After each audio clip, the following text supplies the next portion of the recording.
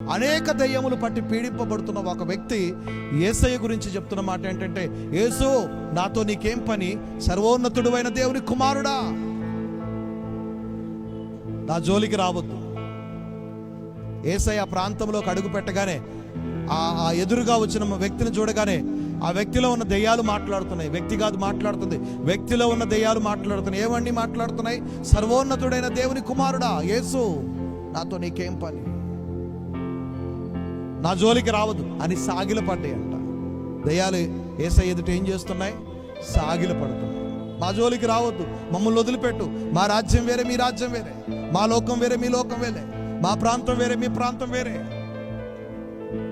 మా జోలికి రావద్దు యేసు అని బతిమలాడుతున్నాయి. అప్పుడు యేసుక్రీస్తు ప్రభువారు ఏమన్నాడంటే, అనేక దెయ్యములు పట్టిన ఆ వ్యక్తిలో నుంచి ఆ దెయ్యాలని పొమ్మని గద్దించగానే ఎక్కడికి వెళ్ళినాయి అంట? ఆ దెయ్యాలన్నీ కూడా పందుల గుంపులోకి వెళ్ళి ఆ పందుల మంద నీళ్లలో పడి చనిపోయాయి.